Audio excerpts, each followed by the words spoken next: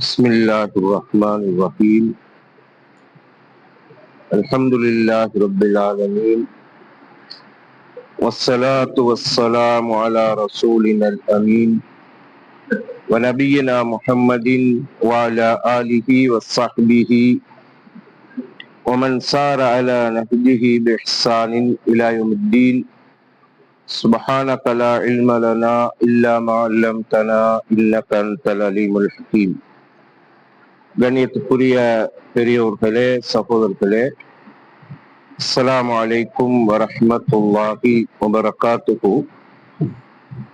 وعن حارثة بن وهب قال قال رسول الله صلى الله عليه وسلم: تصدقوا فإنه يأتي عليكم زمان يمشي الرجل بصدقته فلا يجد من يقبلها يقول الرجل لو جئت بها بالأمس لقبلتها فأما اليوم فلا حاجة لي بها. متفق عليه. ஹாரிஸா இப்னு வஹப் ரலியல்லாஹு அன்ஹு அறிவிக்கின்றார்கள், ரசூலுல்லாஹி ஸல்லல்லாஹு அலைஹி வஸல்லம் அவர்கள் கூறினார்கள், நீங்கள் சதகா செய்யுங்கள், ஏனெனில் உங்களுக்கு ஒரு காலம் வர இருக்கிறது. அந்த காலத்திலே ஒரு மனிதர் சதக்காவை எடுத்துக்கொண்டு நடந்து செல்வார். அதை பெற்றுக்கொள்வதற்கு யாரையும் கண்டு கொள்ள மாட்டார். அப்போது ஒருவர் சொல்வார், நேற்று இந்த சதக்காவோடு நீர் வந்திருந்தால் அதை நான் ஏற்றுக்கொண்டிருப்பேன். இன்றைய தினம் இந்த சதக்காவிலே எனக்கு எந்த தேவையும் இல்லை என்று. இந்த ஹதீஸ் சஹீல் புகாரி, சஹீ முஸ்லிமிலே பதிவாயிருக்கிறது. சகோதரர்களே, முதலாவது ஸல்லல்லாஹு அலைஹி வஸல்லம் இந்த ஹதீஸிலே சொல்கிறார்கள், சதக்கா செய்யுங்கள் என்று ஒரு கட்டளை இடுகிறார்கள். அல்லாஹு தாலாவுடைய தூதர் ஸல்லல்லாஹு அலைஹி வஸல்லம் இந்த ஃபித்னா பற்றிய ஹதீஸ்களை சொல்கின்ற போது, அந்த ஃபித்னா வருவதற்கு முன்னால் நீங்கள் அறச்செயல்களை விரைந்து செய்யுங்கள் என்று சொல்லியிருக்கிறார்கள். அதாவது இரவின் ஒரு பகுதியை போல வர இருக்கின்ற, இருளாக வர இருக்கின்ற குழப்ப நிலை, ஃபித்னாவுக்கு பயந்து நீங்கள் நல்ல செயல்களை விரைந்து செய்யுங்கள் என்று சொல்லியிருக்கிறார்கள். அதே போல வாழ்க்கையில் வரக்கூடிய தடைகள், இடையூறுகள் 7 இருக்கிறது. அந்த 7 இடையூறுகளுக்காக வேண்டி விரைந்து சதக்கா செய்யுங்க, அமல் செய்யுங்கள் என்று சொல்லியிருக்கிறார். அதிலே ஒரு மனிதனை மறக்கடிக்கக்கூடிய வறுமை, ஒரு மனிதனை அத்துமீற வைக்கக்கூடிய செல்வம், ஒரு மனிதனை நாசப்படுத்தக்கூடிய நோய், ஒரு மனிதனுடைய சிந்தனையை தடுமாற வைக்கக்கூடிய வயோதிபம், திடீரென வரக்கூடிய மரணம், தஜ்ஜால், மறுமை நாள் என்று 7 விஷயங்களை சொன்னாங்க.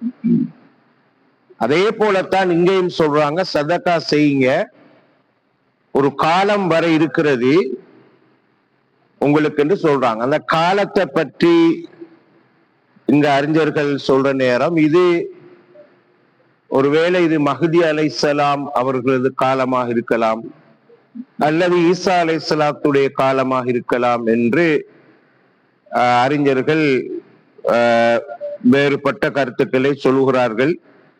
அல்லது மறுமை நாள் நெருங்குகின்ற காலமாக இருக்கலாம் என்றும் ஒரு கருத்து சொல்லப்படும். ஏனென்றால் இவர் சதக்காவை எடுத்துக்கொண்டு போவார், அந்த சதக்காவை பெற்றுக்கொள்ற நிலையில யாரும் இருக்க மாட்டாங்க. அது ஒரு வளமான நிலையில இருக்கும். சஹீஹான ஹதீஸ்ல வருவது, கடைசி காலத்திலே ஒரு ஆட்சியாளர் வருவார்.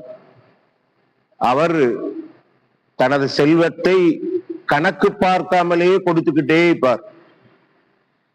1 2 3 100 1000 கணக்கு பார்க்காமலே கொடுத்துக்கிட்டு இருப்பார்னு சொல்லி அப்படியெல்லாம் ஹதீஸ் இருக்குது. அது ஒரு வளமான நிலையை குறிக்குது. அதாவது மறுமை நாள் வாரது எப்படின்னா, ஒரு வரைவு வரைஞ்ச கிராஃப் வரைஞ்சா அது மேல போய் சரியும். வளமையா அப்படித்தான். அதே மாதிரிதான் மறுமை ஒரு உச்ச கட்டத்துக்கு வந்து சரிகிறது தான் மறுமை. அந்த வகையிலே ஒரு குறிப்பிட்ட காலம் இருக்கும். அந்த காலம் உலகத்தில் இஸ்லாமிய ஆட்சி பரவலாக இருக்கும். அந்த நேரத்திலே ஒரு ஆட்சியாளர் சதக்கா செய்வார், எண்ணி பார்க்காமலே கொடுத்துக்கிட்டு இருப்பார்லாம் வரும். ஆகவே அப்படியான சதக்காவை எல்லாரும் எடுத்து சந்தோஷப்படுற காலம். உங்களோட சதக்கா எனக்கு தேவையில்லை, நேற்று இதை கொண்டு வந்திருந்தா நான் ஏற்றுக்கொண்டிருப்பேன், இன்றைக்கு எந்த தேவையும் எனக்கு இல்லை என்று சொல்லி அவரை திருப்பி அனுப்புற அளவுக்கு ஒரு காலம் வரும். அந்த காலம் வாரதுக்கு முந்தி நீங்க சதக்கா செஞ்சு கொள்ளுங்க என்று ஸல்லல்லாஹு அலைஹி வஸல்லம் இதுல ஊக்குவிப்பு செய்யறாங்க. அப்ப இதுல விளங்குற என்னண்டா, இந்த ஹதீஸ நாங்க இப்ப எப்படி விளங்குறோம்னு சொன்னா, எங்களுக்கு சில விஷயங்கள் இது அத நாங்க நிதானமா காலம் கடந்து கிடப்புல போட்டு செய்யக்கூடாதுன்னு சொல்லுவாங்க. சில அமல்கள் இருக்குது, அத அவசரமா செஞ்சோணும். சில அமல்கள்ல சொல்லுவாங்க, ஆனா பார்த்தா பொதுவாக அது ஒவ்வொரு ஆட்களோட தேவையை பொறுத்து அந்த அமல் அவசரமா செஞ்சுப்படும். உதாரணமா தொழுகைக்குரிய நேரம் வந்தா பிற்படுத்த இயலாது, அவசரமா தொழுது முடிக்கும். ஒரு ஆளுக்கு கடன் கொடுக்கிறது கட்டாயமா மாறிவிட்டா அதை வச்சு இழுத்தடிச்சுக்கிட்டு அவசரமா செய்யும். ஒருவர் வஃபாத்தாகுனா அவரை ஜனாசாவை அவசரமா அடக்கும். ஒரு பெண் பிள்ளை வயதாகி விட்டால் அவளுக்கு கல்யாணம் முடிச்சு கொடுக்கிற அவசரமா செய்யும். ஒரு ஆள் பாவம் செஞ்சிட்டா உடனே தௌபா செய்யணும். இப்படியான சில விஷயங்களோட இந்த சதக்காவை நாங்க சேர்த்துக் கொள்ளலாம். ஏண்டா இந்த சதக்கா செய்யறதுக்கு முந்தி சில தடைகள் வந்துடும். மனிதன் மனம் மாறிடும். காலையில சதக்கா செய்யற நோக்கத்துல இருப்பாரு, அவசரமா செஞ்சிருவோம், இல்லாட்டி அது மனசு மாறிடும். ஏண்டா இந்த காலம் அப்படித்தான். மனுஷன் தேவைகள் வித்தியாசமா வந்து கொண்டிருக்கும். அந்த தேவைக்காக சதக்கா செய்யணுன்ற நீயத்தில் இருந்த மனுஷன் மாறிடுவான். மாறி அந்த தேவைக்காக இந்த பணத்தை செலவழிச்சிருவான். எனவே அவசரமா அந்த சதக்காவை செய்யணும்னு தான் ஸல்லல்லாஹு அலைஹி வஸல்லம் எங்களுக்கு ஊக்குவிப்பு செய்யறாங்க. எனவே இது மறுமை நாள் வர இருக்கிற காலத்துல சொல்லப்பட்ட ஹதீஸ்ன்னு மட்டும் நாங்க எடுக்காம, இப்பவும் தடைகள் வரலாம். மனுஷனுக்கு அந்த தடைகள் வாரதுக்கு முந்தி சதக்காவை செஞ்சு கொள்ளுங்க என்று ஸல்லல்லாஹு அலைஹி வஸல்லம் சொல்றாங்க. وعن أبي هريرة رضي الله عنه قال قال رجل يا رسول الله أي الصدقة أعظم أجرا. அபூ ஹுரைரா ரலியல்லாஹு அன்ஹு அறிவிக்கிறாங்க, ஒருவர் கேட்டார், அல்லாஹ்வின் தூதரே, சதக்காக்களிலே மிக பெரிய கூலியை பெற்றுத்தரக்கூடியது எது? சதக்கா செஞ்ச பெரிய கூலி அது பெற்றுத்தரும். قال أن تصدق وأنت صحيح شحيح تخشى الفقر وتأمل الغنى ولا تمهل حتى إذا بلغت الحلقوم قلت لفلان كذا ولفلان كذا وقد كان لفلان كذا متفق عليه. அப்ப ரசூலுல்லாஹ் சொல்றாங்க, அந்த பெரிய கூலியை பெற்று தரக்கூடிய சதக்கா என்னண்டா, நீ சதக்கா செய்வது எப்படியா நிலையிலே, நீ ஆரோக்கியமா இருக்கிறாய், ஆனா உன்னிடம் உலோகித்தனமும் இருக்கிறது. நீ வறுமைக்கு பயப்படுகிறாய், செல்வத்தை எதிர்பார்க்கிறாய், வறுமைக்கு பயப்படுறா, உலோகித்தனம் இருக்குது, ஆனா நீ ஆரோக்கியமா இருக்கிறாய். இந்த நேரத்துல கொடுக்கிற சதக்கா தான் பெரிய கூலியை பெற்று தரும். நீ உன் சதக்காவை காலதாமதம் செய்ய வேண்டாம். எதுவரைக்கும் என்றால், உன்னுடைய உயிர் தொண்டைக்குழி அடைகின்ற பொழுது இந்த மனிதருக்கு இவ்வளவு, அந்த மனிதருக்கு இவ்வளவு, இவருக்கு இவ்வளவு என்று நீ சொல்கின்ற அளவுக்கு காலதாமதம் செய்யவானான்னு சொன்னாங்க. இது புகாரி முஸ்லீம்ல வரும். அப்ப இதுல ஸல்லல்லாஹு அலைஹி வஸல்லம் அவங்க முதலாவது சொல்றாங்க, நீ ஆரோக்கியமா இருக்கிறா, உனக்கு நோய் நொம்பலம்லாம் இல்ல, சஹீஹுன்னு சொன்ன நோய் இல்லாம இருக்கிறா. ரெண்டாவது, உன்னிட்ட லோபித்தனம் நீக்குது. சரி, அப்ப இது சதக்கா செய்ய விடாது ஒண்ணு. சரி, அடுத்தது வறுமை வந்துடுமோன்னு பயமும் இருக்குது. கொடுத்தா வறுமை வந்துடுமோ, பணத்தை வீட்டுல வச்சா உனக்கு செல்வம் அதிகரிக்குமே, நீ இப்படி கொடுத்துக்கிட்டு இருந்தா செல்வம் குறைஞ்சிருமே என்ற எதிர்பார்ப்பு இருக்குது. அப்ப இது அவ்வளவும் ரசூலுல்லாஹ் சொல்றது, உனக்குள்ள தடைகள், இந்த தடையை தாண்டி நீ செய்யற சதக்கா தான் பெரிய கூலி. அப்படித்தானே? நாமோ இந்த இவ்வளவு மனசுல இருக்கிற நேரம் எப்படி இன்னொரு ஆளுக்கு ஒரு 1000 ரூபாய் கொடுக்க போறோம், 500 ரூபாய் கொடுக்க போறோம், நல்ல நிலையில ஈக்கிறோம், கையில பணம் ஈக்குது.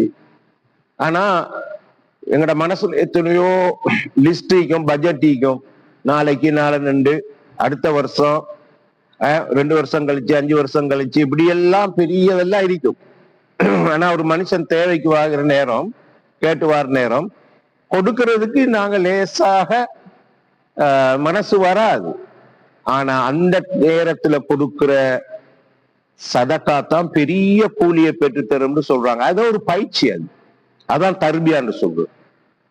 சரி, நமக்கு இந்த மாதிரி அதாவது உலோபித்தனம் இல்ல, வறுமை இல்ல, சரியா, செல்வத்தை சேகரிச்சு வைக்கணும்னு ஆசை இல்லை, அந்த நேரம் செய்யற சதக்கா விட இந்த மாதிரி நேரம் செய்யற சதக்கா தான் பெரிய கூலியை பெற்றுத்தரும்னு சொல்றாங்க.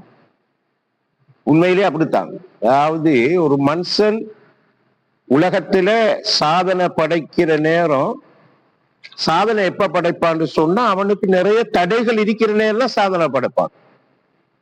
சரியா, சும்மா எல்லாமே சரியா அமைஞ்சிக்குது, ஒரு நல்ல சௌகரியமாயிக்குது எல்லாம், அதுல அவன் சாதனை படைக்கிறது கஷ்டம். நீங்க பார்க்கலாம், உலகத்துல படிச்ச ஆட்கள், பெரிய அறிஞர்கள், அவங்க எப்படி உலகத்துல முன்னேறிக்கிறாங்க, அவங்களோட சிறுபாராயத்தை எல்லாம் பார்த்தா தடைகளை தாண்டி தான் சாதிச்சுக்கிறாங்க, கஷ்டப்பட்டு தான் தடை சாதிச்சுக்கிறாங்க. இப்போ கூட நாம இந்த அரசாங்க பரீட்சையில திறமை சித்தி பெற பிள்ளைகள்ல பார்த்தா அவங்களோட பேட்டி எடுக்கிற நேரம் அந்த பிள்ளைகள்லாம் அப்படித்தான் அந்த மார்க்ஸ் எடுத்திப்பாங்க. சரி, ஒருவேளை அந்த வீட்டுல கஷ்டப்படுற குடும்பம் ஆயிக்கும், வாப்பா அம்மா தொழிலுக்கு கஷ்டப்படுறவங்களா இருப்பாங்க, சரியான வசதிக்கு அது படிக்கிறதுக்கு வீட்டுல, ஆனா அந்த பிள்ளை நல்லா பாஸ் பண்ணிக்கும்.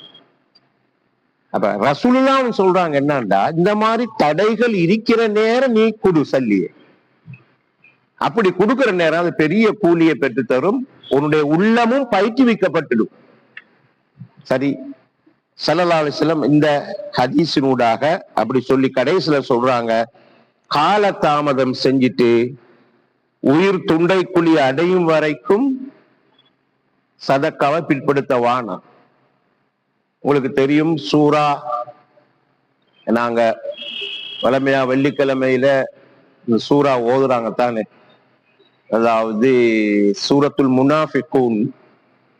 அந்த சூரத்துல் முனாஃபிகூன்ல கடைசி பகுதியில அதான் வரும். சரி, அல்லாஹ் சொல்றா, செலவழிங்க, கபிலி அன் யஅதிய அஹதகுமுல் மௌத், உங்களில் ஒருவருக்கு மரணம் வருவதற்கு முன்னால செலவழிங்க. ஃபயகூல ரப்பி லௌலா அخرتني இலா அஜலின் கரீப் ஃபஅஸ்ஸதக வஅகும் மினஸ் சாலிஹின். இந்த உயிர் தொண்டைக்குழிய அடையிறதுக்கு தானே, இதோட எல்லாத்தையும் எல்லாம் முடிச்சிருவான். எந்த அமலும் ஏற்றுக்கொள்ளப்படாது, தௌபா கூட ஏற்றுக்கொள்ளப்படாது, ஹதீஸ்ல தெளிவா இருக்கு.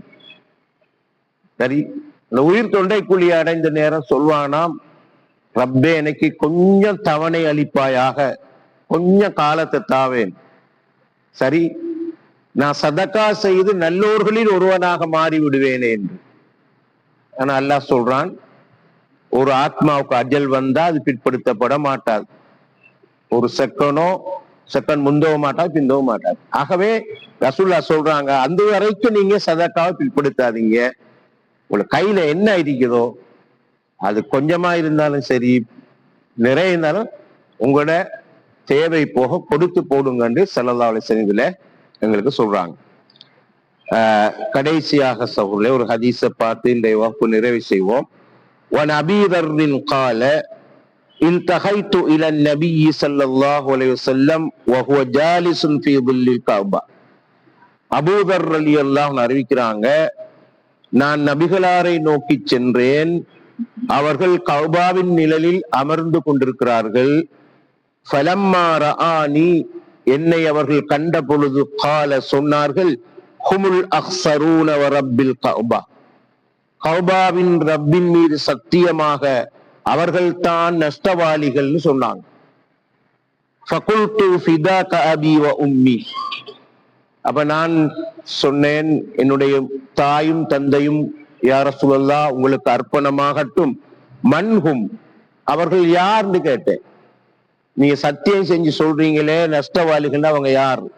கால ஹுமுல் அக்ஸரூன அம்வாலன், அவர்கள் தான் அதிகமாக செல்வத்தை வைத்துக் கொண்டிருக்கிறவர்கள், அவங்க நஷ்டவாளிகள். ஆனால் அந்த செல்வந்தர்களிலே ஒரு குரூப்பை தவிர, அவங்க யாரு?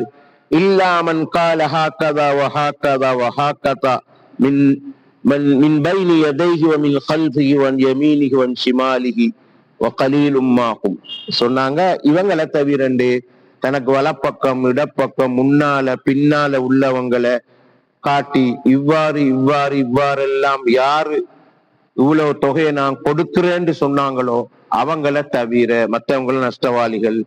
அப்படி கொடுக்கிறேன்னு சொல்லி கொடுத்த ஆட்கள் மிகவும் குறைவானவர்களே.